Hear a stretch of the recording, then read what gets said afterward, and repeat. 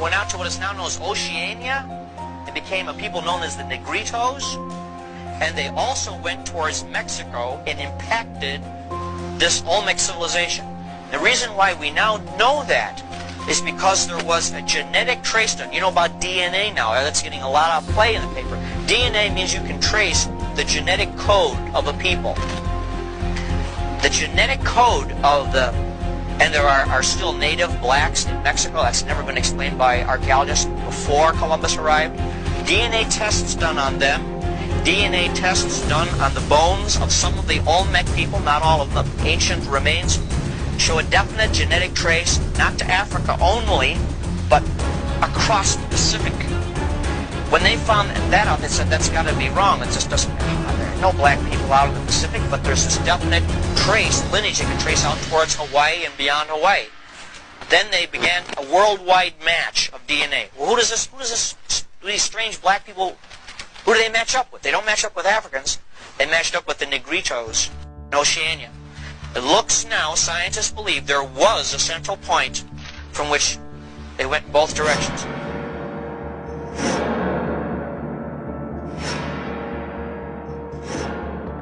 You know, it goes Aztec, Mayan, Olmec is like that, and you got Guatemala and stuff like that, and the Inca, you know. That's like Teotihuacan, but they will go for a symbol. Remember the symbol of the Aztecs? The eagle sitting in a cactus and the snake. Teotihuacan, but no people in this place. The city was empty. Only temples, palaces, big place, but without people. And the Aztecs fought. The gods were living here. Teotihuacan is an Aztec name, which means the city of the gods. But we don't know too much about these people. Teotihuacan is a mystery. Oh, you mean kind of like how the Nahuatl came south and they weren't a part of the, you know, Mayan people and the Olmec people, and they didn't know how to say Kukulkan, so they said Quetzalcoatl or Quetzalcoatl. Established by King Xoloc Amaqui, he and the following rulers established laws and rules for immigrants who wanted to settle within the Chichimec domain. These strict rules were enforced to have stability and social cohesion. For instance, amongst the many laws, one law established Nahuatl as the language to be spoken by everyone. Another law was that immigrants had to live by the Toltec way of life, which were the political predecessors of the Chichimecs. Also, this ensured respect and cohesion with the Toltec inhabitants who were already living there when the Chichimecs arrived. Now, what exactly is the summer solstice? Well, The second one in La Venta, we call the old warrior head. It's 20 ton heavy. He's wearing a helmet with an eagle claw motif on top. Eagle claw. All of them wearing a different motif. Maybe it was some kind of rank, maybe it was some kind of, or we say, name family, something like that. Yes. But this one is the biggest one found in Veracruz. This one was found around of the 1862 in Veracruz, in a Cobata ranch. But now it's an outdoor of Museum of Santiago Tuxtla. All these are still in Mexico, right? Yeah, unfortunately, thank you God.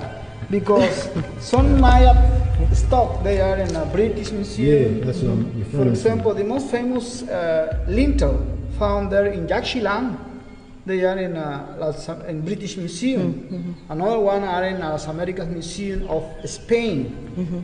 Yes, okay. This is the Maya wall again here. Yes, that's the Maya wall. But around here is the Maya influence. The Olmec was an Olmec influence. It's La Venta here, around 5 kilometers from the Gulf, near of the Tonalá River. It's the Bora we saw on the road on the way back on the way. This is Manatí, Los Ídolos, Tenochtitlan. This is Tenochtitlan. San Lorenzo, Tenochtitlan. It's right here. Yes, and another one was Tres Zapotes. Because San Lorenzo, Tenochtitlan, La Venta, and all Tabasco state around is very flat and swamping, all around here, swamping. We have no volcano, we have no mountain. This rock, it was moved by Olmec people from El Volcán de San Martín, right here, to the volcano San Martín. Therefore, in La Venta, we will see some kind of pyramid mound we saw from the road. This pyramid mound, according to the archaeology, is some kind of emulation of volcano San Martin to represent on size the secret mountain. Yes, but this is flat also around here. You can see around very flat.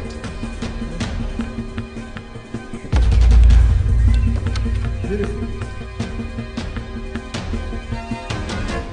Most of the pyramids are underground. In Mexico, we have more than 2,500 archaeological surveys. Now we have archaeologists from Europe, United States. They had money and they help us to discover the mystery of these people. 2.500 zonas arqueológicas tenemos en México. Ni la mitad ha sido descubierta, no hay presupuesto. Ahora tenemos arqueólogos que vienen de Europa, de Estados Unidos, gente que tiene dinero y nos ayuda a descubrir el misterio de estos importantísimos lugares. Teotihuacan is divided in three parts. Teotihuacan 1, 2, and 3. Teotihuacan 1 is when these people came here in the year 250 before Christ. They have a population of 25,000 people. Teotihuacan 2 was in the year 450 after Christ. They have a population of 75,000 people. Teotihuacan 3 was in the year 750 after Christ. They have a population of 200,000 people. 200,000 people in those days. Very big city, bigger than Rome, the biggest city in the world. But in the year 750 after Christ, with 200,000 people, they left the city. They went away. We don't know why. Maybe they have a dry season. Maybe a volcano made eruption. Who knows? So this is a marvelous heritage, and you know, some people say, well, you're a white guy, how can you talk about stuff like this? I get flack from this on both sides. The purpose of our magazine is to tell the truth about what happened to our country and our continents before Columbus. And if it shows that there were white Vikings here, and there were, we tell that. And if it shows that there were Asians here visiting, Chinese here visiting Mexico, we'll tell about that. And if there were blacks here, we have to tell that too. That's all part of our heritage. And I think it's thrilling and exciting for all of us. It's remarkable. So what we're telling you, I mean, this is just in a nutshell, and you're going to be seeing a lot more of this, not just in our magazine. Believe me, you're going to be seeing this on TV. It's bound to burst out because it's really known in the archaeological community. You've had 4 of these major impacts that the black people have made to the Americas, not only before Columbus was born, but before even Spain or Italy existed. That's the kind of roots that are in this country. And by knowing that, and the more you know about it, it's an empowerment. You're really rooted. You have got a heritage which is more than slavery. Sure, there was slavery, but that's not all. That's a small part of it. Long before that, there's a heritage of kings, seafarers, religious missionaries, and they were all here. But it happened so long ago, there's just so little of it left. And that's basically my story.